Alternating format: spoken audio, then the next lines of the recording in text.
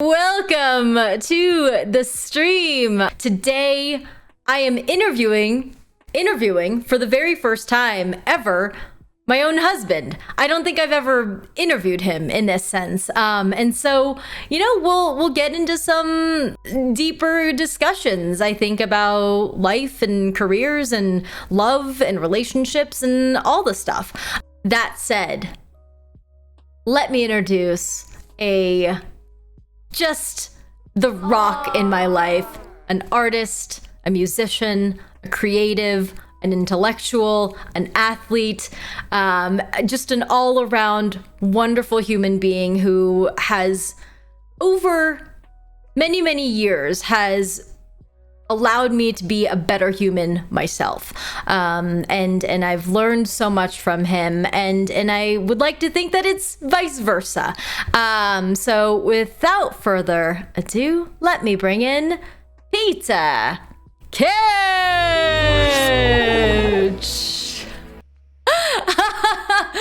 So yeah, full disclosure, I'm in the room next door. We've decided that we needed some space for this because I want to be brutally honest during this entire thing. And I'm sure you're probably thinking the same thing, but this way is actually interesting because I can actually face you. I think we talked about this briefly before. Yeah. Versus if we were sitting next to each other, chair to chair, it would be kind of uncomfortable for me. Yeah. It was most definitely a discussion of like, if Peter were to sit next to me here, it would be a matter of sharing the microphone, sharing the camera, all these things. But like you were saying right before we started up, it's like, it's nice to know that we have our own personal spaces.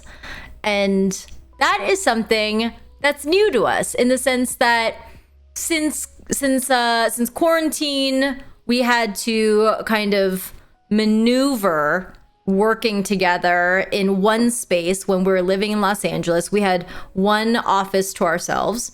And now we have the liberty, since we are living in Las Vegas, in a place that has a lot more room because it is, full disclosure, a lot cheaper in Las Vegas. We have our own separate spaces. And maybe that's a really cool place to start, because I think that for me personally, in past relationships and stuff, I think that I felt like I don't know, maybe I was like a clinger 9000. What do they say? Like a clinger girlfriend 9000. I don't know. Anyway, I think that over the years I had to learn how to be independent while being in a relationship. And I think that's been one of the coolest things to learn while being in a relationship. It's easier to learn when you're not in the relationship, but that's just it is. Ideally, you learn it without being in a relationship, right? But then I think it's really human to get super sucked into relationships. Like that independence can easily be taken if you're not conscious of it. But I don't know, what do you think has been your mindset in order to keep that independence in a relationship and having that communication of like, just because I'm independent does not mean that I love you any less. Just because I'm independent does not mean I value you any less. What has the journey for learning that for you been like? And then I'd love to hear your thoughts and like how it's been communicated between the two of us over the years. I think getting over the fear of offending you for when we might want to do something on our own or something like that. Like I think you're taking classes now, so you're actually gone. It feels like you're gone most of the day doing acting classes, right? And like I fully encourage you to take these classes because this is something you've been wanting to do for a long time, and like I think you'll get a lot out of it. But just knowing that by encouraging you to do that, I'm encouraging you to grow, and you're actually creating like a space for yourself, which gives me at the same time the opportunity to do stuff on my own too. Like in the beginning, like I'd be like, okay, I want to go on a quick car ride or something like that, and it would be like making sure that you know that like it's like if there was ever an issue or something that I was frustrated, it's me trying to get my together, not like I need to get right in my head sometimes, and like that requires me to go into my own brain. Like we all have different ways of dealing with it, but I think we got to the place in the relationship where you understood that, and it just made it so much easier. Yeah. Cool. Well, that was a good place to start. And like, I think that we've had such a, for the audience, this March is our 11th year together. Not 11th year of marriage, 11th year together. Right? That's right, right? Yeah, that's right. Yeah, our official date is March 15th. Yeah, March 15th marks 11 years, which is bananas. It's I don't know, on paper it sounds like a long time, but I think that, one of the coolest things that we've seen is the insane evolution in the two of us, and that comes from like personally where we were, mentally who we were, just where we are in life, careers. Like we took such 180s. It's weird to think about it. So I think it's also just important for the audience to understand that, like, at least in my opinion, like no relationship is this like straight linear line. Right? Like there's no situation where like you hit the gas pedal and you're only accelerating in everything. So like every sort of like hurdle that we were able to like to clear along the way made the next challenge that much easier to do. Especially if we like cleared it where we were like communicating together. But it's a good thing to reiterate that those hurdles were like, it was a choice to clear the hurdle and then to continue. Like nobody in the relationship had to clear the hurdle. It was a choice the whole way through. I think that's what gives it as much power as it has now. Knowing that like we always, like for lack of a better word, like showed each other the door. If you wanted to leave, you're always welcome to leave the relationship. And I think that for me that was valuable because like I'm the type that's like, don't put me in a corner. Well, I think it's very non-conventional and it's a scary conversation to have. But I think many years ago we talked about, maybe even before we got married, of like, like divorce and not being together is always on the table. I think that it's important for both of us, we had that conversation long ago of like, if at any point you are unhappy, then if you have any respect left for the other person, then end it, because it's the respectful thing to do. And I think that it's a unconventional conversation to have, but it's like, I think both of us would much rather stay married happily together than to entrap the other person to stay just for the sake of quote unquote what a marriage is. I don't know if I explained that right. It starts like the foundation, but the whole basement is starts with respect. Fortunately, we were raised, I think, just believing that was important. So that like that worked in our favor. But there's something else to break down there where it's like, we all have different perceptions of what marriage means. Like your definition of marriage is entirely, you're looking at me so cute right now. Am I? What if I was like, I was looking at my own reflection? Just kidding. You were. I think it's important to just acknowledge to each other what your definition of marriage is, because you'll find out, like, at least for us, it was very different. Like for you, like, divorce is on the table if it goes south. And for me, I'm like, it goes south, we're just warming up.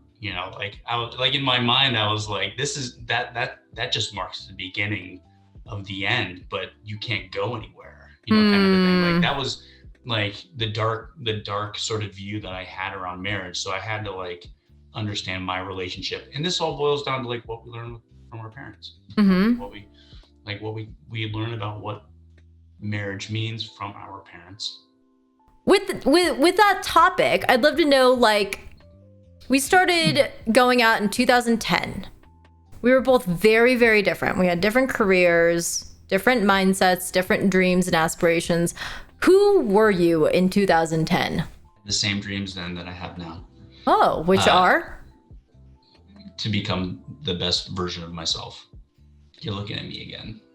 I'm looking at the whole time. I've not looked away. You're looking all over the place, but I think it's incredibly selfish, but selfless at the same time. The dichotomy. It's so weird how it's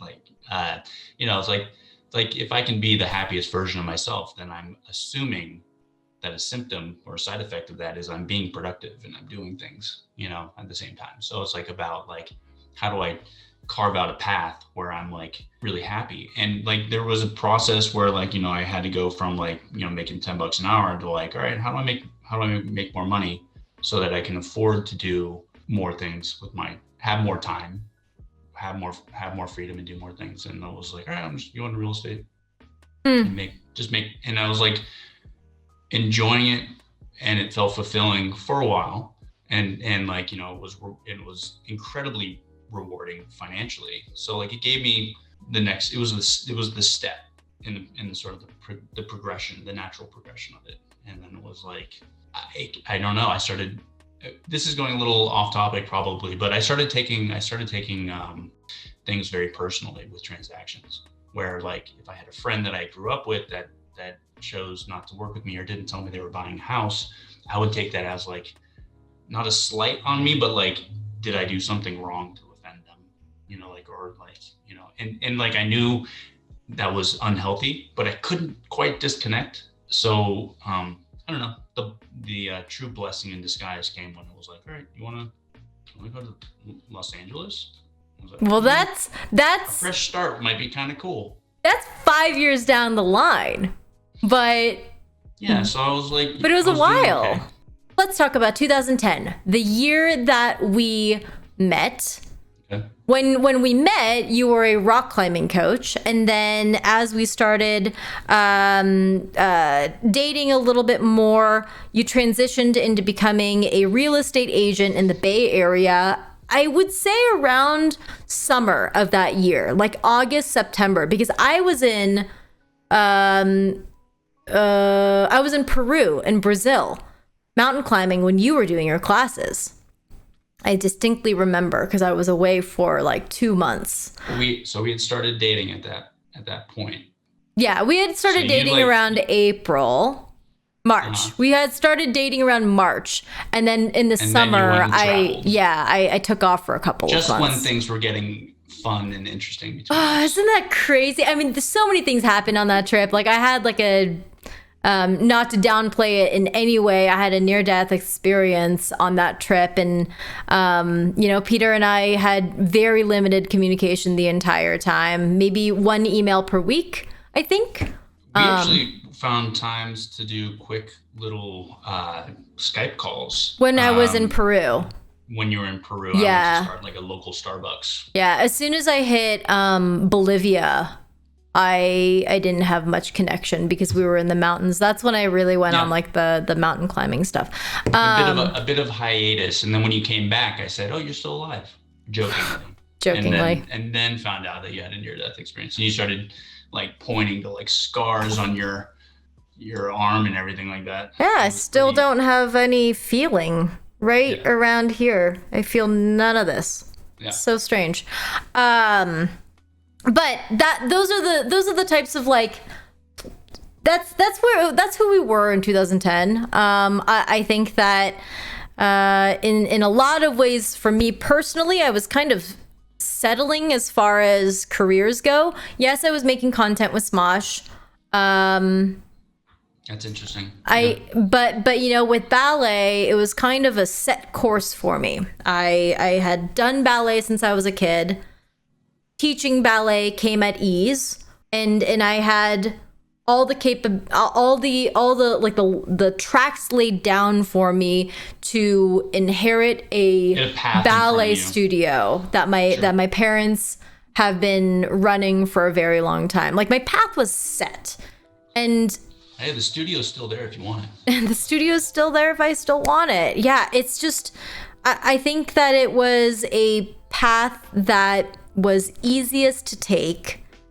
And when I started making videos on YouTube, it opened up a possibility to take a road that would require me to pave it myself, because it just wasn't laid out already, but it made it that much more fulfilling.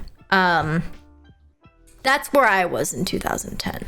I'd love to know where your mindset was career-wise, because now, fast forward to 2021, you're not doing real estate. That's not what your career is. So how were you feeling about it versus how you approach what you do now? Is it boring to say that like it's kind of the same trajectory that I think you took? It was kind of not boring at all.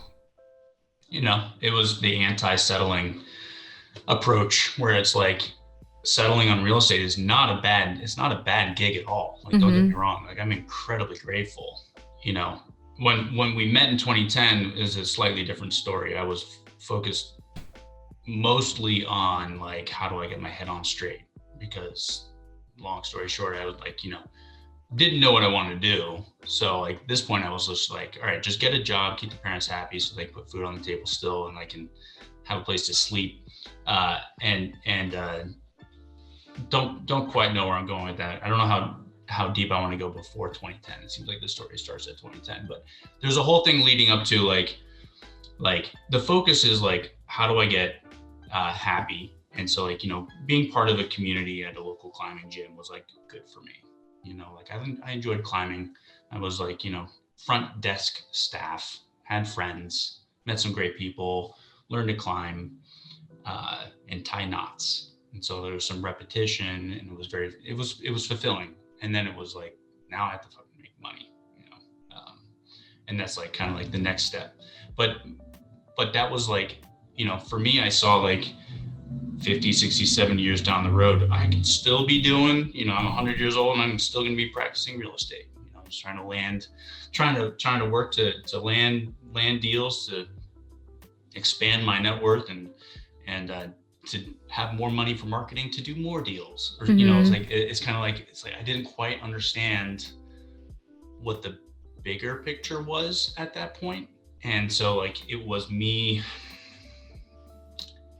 probably seeing you go after the Smosh stuff that like really was kind of like, oh yeah, like there's a whole world of opportunity out there that isn't, the real estate was like the shortest path, I think. At the time, was like, what's the shortest path to making money? And at the time, the market was like booming, right? And I was in like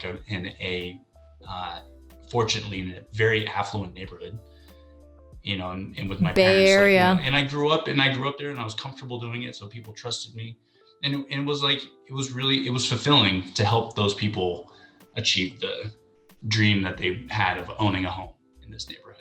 But that was I don't know. It's not just a matter of the grass is greener, but it became more so a matter of like, I'm not growing. Yeah. Anymore. I think that purpose changes and it shifts and evolves all throughout your life. And as it should. And it's perfectly normal to. And I think that it's perfectly normal to not know what that purpose is for a very long time in your life. Sometimes sometimes you're Greta Thunberg and when you're 11 years old, but other times you're 28 and you're like, I still don't know. She could always pivot and become a venture capitalist or something. We don't know. Yeah, I mean, I think about it from a career perspective, and then more like on like a personal perspective, and in that stance, I think it goes back to what you were talking about before, and to quote RuPaul, it's like, if you can't love yourself, then how in the hell are you supposed to love anybody else? And it's like working on yourself and finding your best self. I think that always serves that higher purpose. Because it affects everything that you do, whether it's your personal relationships or the work that you're doing. I think how you can, the internal monologue that you have inside always kind of seeps out in the work that you're putting out there. and the relationships that you hold too. Hashtag deep. Y'all, thank you so much for being here. We'll see you next time, tomorrow for games, Thursday for news. Thanks again, Peter, for being here, and much love to all of you. Goodbye.